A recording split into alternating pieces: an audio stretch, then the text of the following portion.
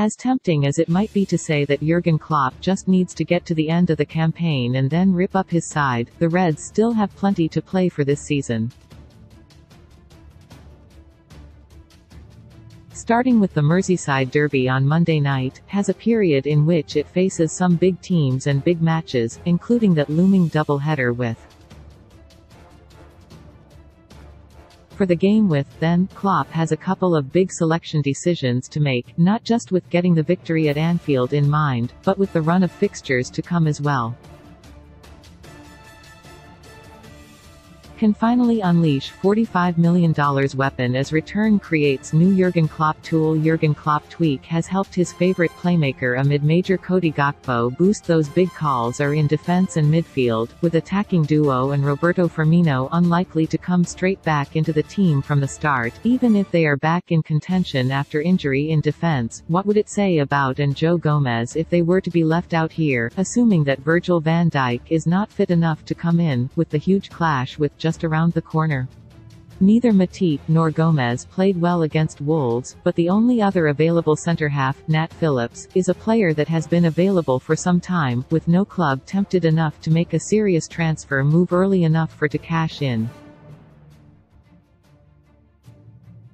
While there are arguments to be made for his height and ability to defend from set pieces, Phillips' limitations are clear and few would expect him to play a part in matches against Newcastle and in the same is the case with, who is another option being put forward to play at centre-back, with his performances seemingly having dropped off enough in midfield to make the case for a position change. The Brazilian has looked like he has been running through treacle at times this season, but putting him one line further back will not solve that. Before the bigger and more testing games against Newcastle, and at least one of Matip or Gomez needs to recover sufficiently to partner Van Dijk, with the Dutchman expected back imminently, and Ibrahima Konate still sidelined. As for the midfield and Jordan Henderson, it would be a major statement about his captain if Klopp still did not recall him for a game in which leadership will be required, especially after a 3-0 defeat. While the midfield trio of Stefan Bajcetic and has looked improved lately, the Reds were soundly beaten by a team that had not previously scored 3 times in one match for almost a year.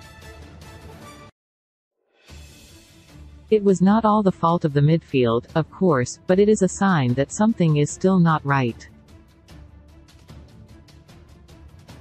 Was clearly not particularly solid defensively and looked blunt in attack as well, but that just means a change is hardly out of the question. As such, it makes sense to reintroduce Henderson at this juncture, if not now, then when? As continues to experiment and find the fix to their woes, more tweaks are clearly required, but defensively, Klopp should really have no choice but to stick with at least one of his defenders from last weekend, or both if Van Dijk doesn't make it.